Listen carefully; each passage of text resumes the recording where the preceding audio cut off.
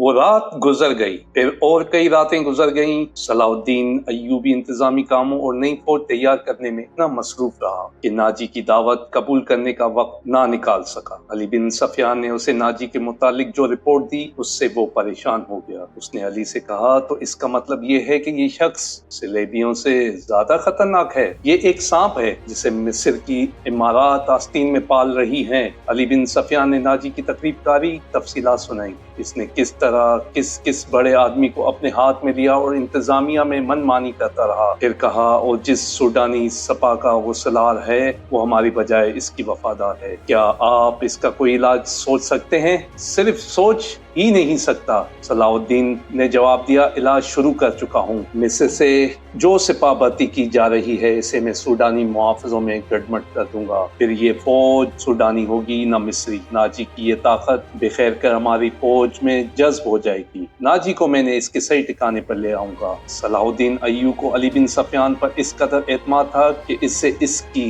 दरपर्दा कार्रवाई की तफसील ना पूछी। अली ने इससे पूछा, मालूम हुआ है कि वो आपको जश्न पर मदऊ कर रहा है? अगर ये बात सही है तो इसकी दावत इस वक्त कबूल कीजिएगा जब मैं आपको बताऊंगा। अय्यूबी उठा और हाथ पीठ पे पीछे रखकर टहलने लगा। इसकी आह निकल गई। वो रुक गया और बोला, बिन सफियान, जिंदगी और मौत अल्लाह के हाथ में है। बेमकसद जिंदगी से क्या ये बेहतर नहीं कि इंसान पैदा होते ही मर जाए? कभी कभी ये सोच दिमाग में आ जाती कि वो लोग शायद खुश नसीब हैं जिनकी कौमी हिस्स मुर्दा होती है और जिनका किरदार नहीं होता। बड़े मजे से जीते हैं और अपनी आय पे मर जाते हैं। आपका लेजा बता रहा है जिसे आप अपने अज़ाइम से मायूस हो गए हैं। अली बिन सफियान ने कहा, मायूस नहीं। सलाहुद्दीन अय्यूबी ने कहा, जज्बात। अली, मेरा एक हुक्म मुतल्लका शोबे तक पहुंचा दो, भर्ती तेज कर दो और कोशिश करो कि फौज के लिए ज्यादा से ज्यादा ऐसे आदमी रखो जो जंग का तजुर्बा हासिल कर चुके हों। हमारे पास इतनी लंबी तरबियत का वक्त नहीं। भर्ती होने वालों का मुसलमान होना लाजमी करार दे दो और तुम अपने लिए जहन नशीन कर लो कि ऐसे जासूसों का एक दस्ता तैयार करो जो दुश्मन के इलाके में जाकर जासूसी भी करें और शब खून भी मारे। ये जानबाजों का दस्ता होगा। इन्हें खुसूसी तरबियत दो, इनमें ये सफात पैदा कर दो कि ऊंट की तरह ज्यादा से ज्यादा अरसा प्यास बर्दाश्त कर सके। उसकी नजरें काब की तरह तेज हों, उनमें सेराई लोमड़ी की मक्कारी हो और वो दुश्मन पर चीते की तरह झपटने की महारत, दिलेरी और ताकत के मालिक हों। उनमें शराब, हशीशेन वगैरह की आदत ना हो और औरत के लिए वो बर्फ की तरह सेख हों। भर्ती तेज कर दो बिन सफियान, और याद रखो मैं हजूम का कायल नहीं हूँ। मुझे लड़ने वालों की जरूरत है, ख्वाह तादाद थोड़ी हो। उनमें कौमी जज्बा हो और वो मेरे अज़ाइम को समझते हों। किसी के दिल में ये शोबा ना हो कि उसे क्यों लड़ाया जा रहा है। अली बिन सफियान ने सलाहुद्दीन अय्यूबी का मुहाफिज दस्ता बदल दिया। ये सब अमीर मिस्र के पुराने बॉडीगार्ड से, उनकी जगह इसने इन सिपाहियों में से बॉडीगार्ड्स का दस्ता तैयार कर दिया जो नए भर्ती में आए थे। ये जानबाजों का मुंतखब दस्ता जो सिपाहगिरी में भी ताक था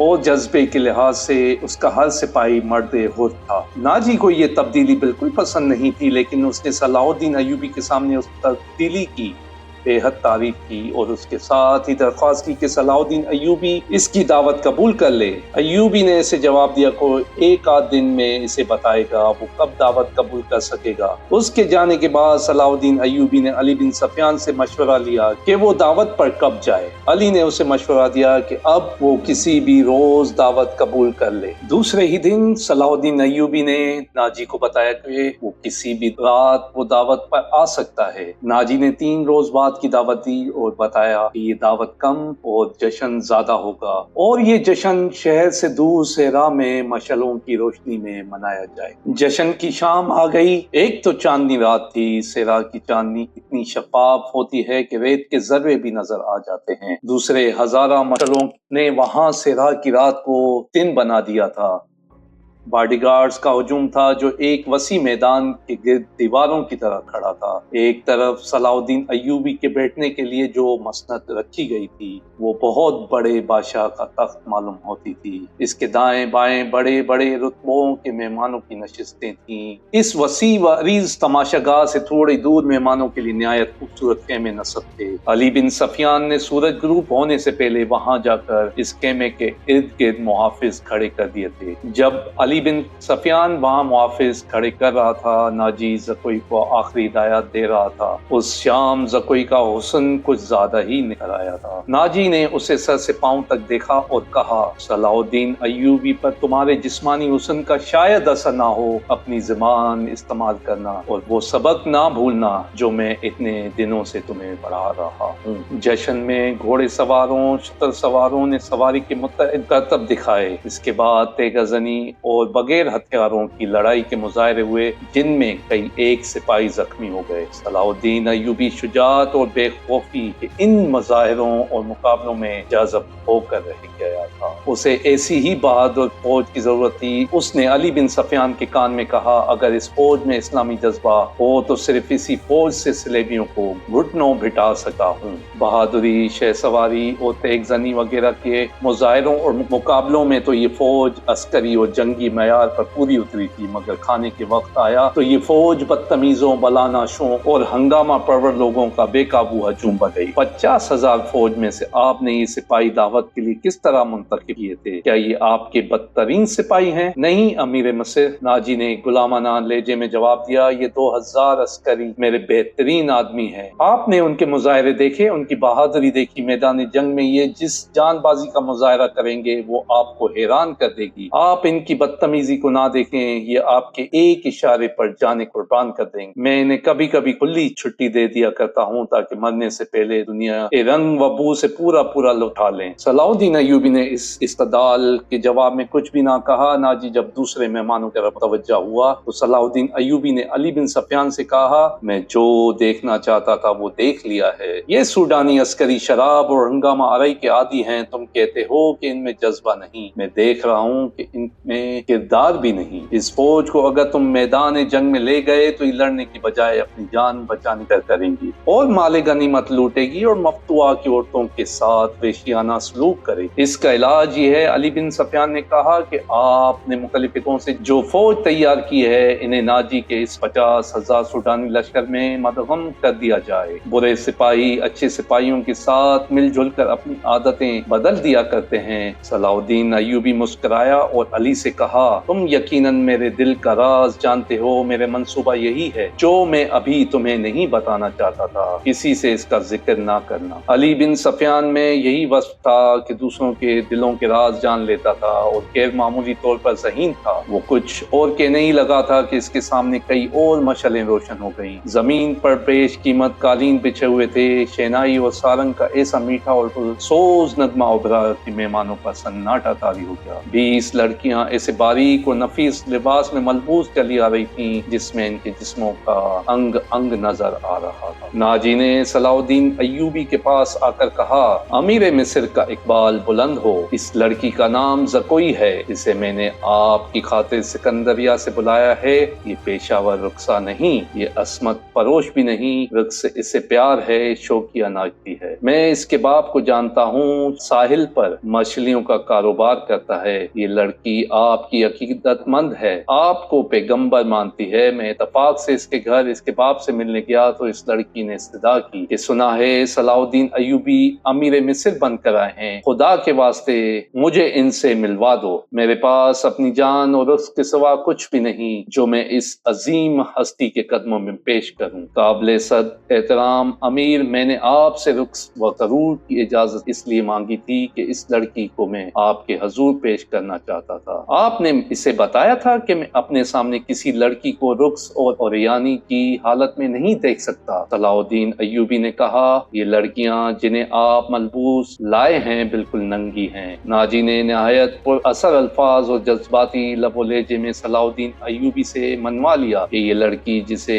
اس نے ایک بردہ فروش سے خریدا تھا، شریف باپ کی باسمت بیٹی ہے۔ اس نے صلاح الدین ایوبی سے کہلوا لیا، اچھا اسے میرے خیمے میں بھیج دو۔ صلاح الدین ایوبی نے کہا اور ناجی ہرن کی طرح چوکڑیاں بھرتا خیمے سے۔ تھوڑا ہی وقت گزرا ہوگا کہ صلاح الدین ایوبی کے محافظوں نے ایک رقصہ کو اس کے خیمے کی طرف آتے دیکھا۔ خیمے کی ہر طرف مشعلیں روشن تھیں۔ روشنی کا یہ انتظام علی بن سفیان نے کرایا تھا تاکہ رات کے وقت محافظ گرد و پیش کو اچھی طرح دیکھ سکیں۔ رقصہ قریب آئی تو انہوں نے اسے پہچان لیا۔ انہوں نے اسے رقص میں دیکھا تھا، یہ وہی لڑکی تھی جو ٹوکرے میں سے نکلی تھی، وہ زکوئی تھی۔ وہ رخ کے لباس میں تھی، یہ لباس توبہ شکن تھا۔ محافظوں کے کمانڈر نے اسے روک لیا۔ زکوئی نے اسے بتایا کہ اسے امیر مصر صلاح الدین ایوبی نے بلایا ہے۔ کمانڈر نے اسے بتایا کہ یہ ان امیروں میں سے نہیں جو تم جیسی فحاشہ لڑکیوں کے ساتھ راتیں گزارتے ہیں، آپ ان سے پوچھ لیں۔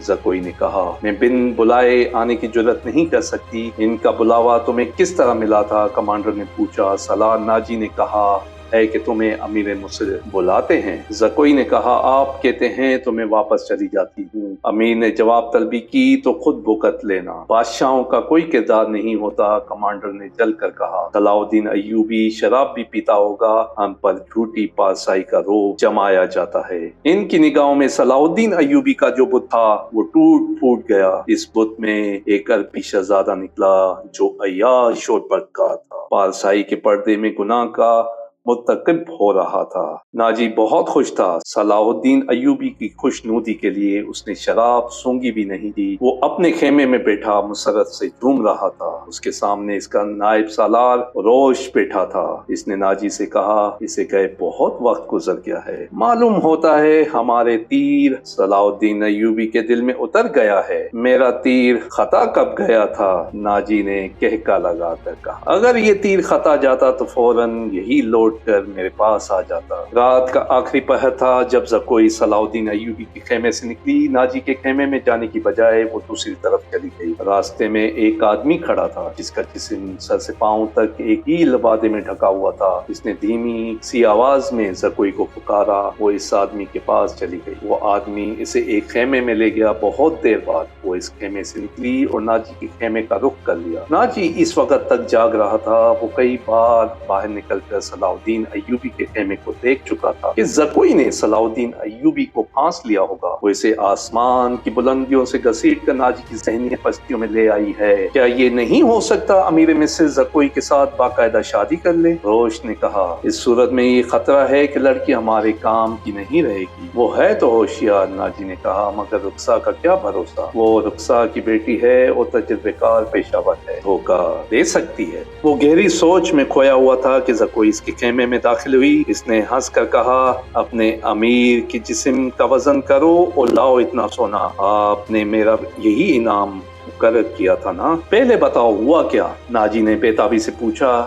جو آپ چاہتے تھے، زکوئی نے جواب دیا۔ آپ کو کس نے بتایا تھا کہ صلاح الدین ایوبی پتھر ہے، فولاد ہے اور وہ مسلمانوں کے اللہ کا سایہ ہے؟ اس نے زمین پر پاؤں کا ٹھڈ مار کر کہا، وہ اس ریت سے زیادہ بے بس ہے جسے ہوا کے ہلکے ہلکے جھونکے اڑاتے پھرتے ہیں۔ میرے متعلق کوئی بات ہوئی تھی؟ ناجی نے پوچھا۔ ہاں، زکوئی نے جواب دیا۔ پوچھتا تھا ناجی کیسا آدمی ہے؟ میں نے جواب دیا کہ مصر میں اگر کسی پر آپ کو اعتماد کرنا چاہیے تو صرف ناجی ہے۔ اس نے پوچھا کہ تم کس طرح اسے جانتی ہو؟ میں نے کہا، وہ میرے باپ کے گہرے دوست ہیں، ہمارے گھر گئے تھے اور میرے باپ سے کہتے تھے کہ میں صلاح الدین ایوبی کا غلام، مجھے اس سمندر میں کودنے کا حکم دیں گے تو میں کود جاؤں گا۔ پھر اس نے پوچھا، تم باعصمت لڑکی ہو؟ میں نے کہا، میں آپ کی لونڈی ہوں۔ آپ کا ہر حکم سر آنکھوں پر۔ کہنے لگا، کچھ دیر میرے پاس بیٹھو۔ میں اس کے پاس بیٹھ گئی۔ وہ ایک پتھر تھا تو موم ہو گیا۔ میں نے موم کو اپنے سانچے میں ڈال لیا۔ صحرا کی اس پرسرار رات کی کوکھ سے جس صبح نے جنم لیا وہ کسی بھی صحرائی صبح سے مختلف نہ تھی، مگر اس صبح کے اجالے نے اپنی تاریخ سینے میں ایک راز چھپا لیا تھا جس کے قیام اور استحکام کا خواب صلاح الدین ایوبی نے دیکھا اور اس کی تعبیر کا عزم لے کر جوان ہوا تھا۔ گزشتہ رات اس صحرا میں جو واقعہ ہوا اس کے دو پہلو تھے، ایک پہلو سے ناجی اور عروش واقف تھے اور دوسرے پہلو سے صلاح الدین ایوبی کا محافظ دستاوا تھا، اور صلاح الدین ایوبی کو اس کے سراغ رساں اور جاسوس علی بن سفیان اور زکوئی تین ایسے افراد تھے جو اس واقعے کے دونوں پہلوؤں سے واقف تھے۔ صلاح الدین ایوبی اور اس کے اسٹاف کو ناجی نے نہایت شان اور شوکت اور عقیدت مندی سے رخصت کیا۔ سوڈانی فوج دو رویا کھڑی صلاح الدین ایوبی زندہ باد کے نعرے لگا رہی۔ علی بن سفیان ان سے الگ ہوا تو محافظوں کے دستے کے کمانڈر نے اسے روک لیا اور کہا، محترم، ہمارا فرض ہے کہ حکم مانے اور زبانیں بند رکھیں، لیکن میرے دستے میں ایک مایوسی اور بے اطمینانی پیدا ہو گئی ہے، خود میں بھی اس کا شکار ہو رہا ہوں۔ کیسی مایوسی؟ محافظ کہتے ہیں کہ ایک فوج کو شراب پینے کی اجازت ہے تو ہمیں اس سے کیوں منع کیا گیا ہے؟ کمانڈر نے کہا اگر آپ میری شکایت کو گستاخی سمجھیں تو سزا دے دیں، لیکن میری شکایت سن لیں۔ ہم اپنے امیر کو خدا کا برگزیدہ انسان سمجھتے تھے اور ان پر دل و جان سے فدا تھے، مگر رات اس کے خیمے میں ایک رخصا گئی تھی۔ علی بن سفیان نے اس کی بات پوری کرتے ہوئے کہا تم نے کوئی گستاخی نہیں کی، گناہ امیر کرے یا غلام سزا میں کوئی فرق نہیں، گناہ بہرحال گناہ ہے۔ میں تمہیں یقین دلاتا ہوں کہ رخصا اور امیر مصر کی خفیہ ملاقات کے ساتھ گناہ کا کوئی تعلق نہیں تھا۔ یہ کیا تھا؟ ابھی نہیں بتاؤں گا، آہستہ آہستہ وقت گزرنے کے ساتھ ساتھ تم سب کو معلوم ہو جائے گا کہ رات کیا ہوا تھا۔ اس نے کمانڈر کے کندھے پہ ہاتھ رکھ کر کہا میری بات غور سے سنو عامر بن صالح، تم پرانے عسکری ہو، اچھی طرح جانتے ہو کہ فوج اور فوج کے سربراہوں کے کچھ راز ہوتے ہیں جن کی حفاظت ہم سب کا فرض ہے۔ رخصا کا امیر مصر کے خیمے میں جانا بھی ایک راز ہے۔ اپنے جان بازوں کو کسی شک میں نہ پڑنے دو اور کسی سے ذکر تک نہ ہو کہ رات کیا ہوا تھا۔ علی بن سفیان کی قابلیت اور کارناموں سے کمانڈر آگاہ تھا، مطمئن ہو گیا اور اس نے اپنے دستے کے شکوک رفع کر دیے۔ ہاں ناجی، صلاح الدین ایوبی نے تحمل سے جواب دیا، میں نے کل سارا دن اور رات کا کچھ حصہ صرف کر کے اور بڑی گہری سوچ و بچار کے بعد یہ فیصلہ تحریر کیا ہے کہ جس فوج کے تم سالار ہو اسے مصر کی فوج میں اس طرح مدغم کر دیا جائے کہ ہر دستے میں سوڈانیوں کی نفری صرف 10% اور تمہیں یہ حکم بھی مل چکا ہوگا کہ تم اب فوج کے سالار نہیں ہوگے، تم فوج کے مرکزی دفتر میں آ جاؤ گے۔ کیا عالی مقام، ناجی نے کہا، مجھے کس جرم کی سزا دی جا رہی ہے؟ اگر تمہیں یہ فیصلہ پسند نہیں تو فوج سے الگ ہو جاؤ۔ صلاح الدین ایوبی نے کہا معلوم ہوتا ہے میرے خلاف سازش کی گئی ہے۔ ناجی نے کہا آپ کے بلند دماغ و گہری نظر کو چھان بین کر لینی چاہیے، مرکز میں میرے بہت سے دشمن ہیں میرے دوست۔ صلاح الدین ایوبی نے کہا میں نے یہ فیصلہ صرف اس لیے کیا کہ میرے انتظامی اور فوج سے سازشوں کا خطرہ ہمیشہ کے لیے نکل جائے، اور میں نے فیصلہ کیا ہے کہ فوج میں کسی کا عہدہ کتنا ہی اونچا کیوں نہ ہو اور کتنا ہی ادنا کیوں نہ ہو، وہ شراب نہ پیے، ہلڑ بازی نہ کرے اور فوجی جشنوں میں نہ جانے نہ ہوں۔ ناجی نے کچھ کہنا چاہا لیکن صلاح الدین ایوبی ملاقات کے کمرے سے نکل گیا۔ ناجی بے حد غصے کے عالم میں اپنے کمرے میں ٹہل رہا تھا۔ زکوئی اسے ٹھنڈا کرنے کی بہت کوشش کر چکی تھی لیکن اس کا غصہ بڑھتا جا رہا تھا۔ آپ مجھے اس کے پاس جانے دیں، زکوئی نے چوتھی بار کہا، میں اسے شیشے میں اتار لوں گی۔ بیکار ہے، ناجی نے گرج کر کہا، وہ کم بخت حکم نامہ جاری کر چکا ہے جس پر عمل بھی شروع ہو چکا ہے، مجھے اس نے کہیں کا نہیں رہنے دیا۔ اس کا ہمراز و نائب اوروش آیا تو ناجی نے اس کے ساتھ بھی اسی موضوع پر بات کی، اسے وہ کوئی نئی خبر نہیں سنا رہا تھا۔ اوروش کے ساتھ وہ صلاح الدین ایوبی کے نئے حکم نامے پر تفصیلی تبادلہ خیال کر چکا تھا، مگر دونوں اس کے خلاف کوئی کارروائی سوچ نہیں سکے تھے۔ اب اس کے دماغ میں ایک کارروائی آ گئی تھی۔ اس نے اوروش سے کہا میں نے جوابی کارروائی سوچ لی ہے۔ کیا؟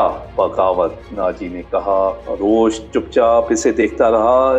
ناجی نے کہا تم حیران ہو گئے؟ کیا تمہیں شک ہے کہ یہ 50,000 سوڈانی فوج ہماری وفادار نہیں؟ کیا یہ صلاح الدین ایوبی کی نسبت مجھے اور تمہیں اپنا حاکم اور بھائی خواہ نہیں سمجھتی؟ کیا تمہیں اپنی فوج کو یہ کہہ کر بغاوت پر آمادہ نہیں کر سکتے کہ تمہیں مصریوں کا غلام بنایا جا رہا ہے اور مصر تمہارا ہے؟ روش نے گہری سانس لے کر کہا میں نے اس اقدام پر غور نہیں کیا۔ بغاوت کا انتظام ایک اشارے پر ہو سکتا ہے لیکن مصر کی نئی فوج بغاوت کو دبا سکتی ہے اور اس فوج کو کمک بھی مل سکتی ہے۔ حکومت سے ٹکر لینے سے پہلے ہمیں ہر پہلو پر غور کر لینا چاہیے۔ میں غور کر چکا ہوں، نادی نے جواب دیا۔ میں عیسائی بادشاہوں کو مدد کے لیے بلا رہا ہوں، تم 2 پیغمبر تیار کرو، انہیں بہت دور جانا ہے، آؤ میری باتیں غور سے سن لو۔ زکوئی تم اپنے کمرے میں چلی جاؤ۔ زکوئی اپنے کمرے میں چلی گئی اور وہ دونوں ساری رات اپنے کمرے میں بیٹھے رہے۔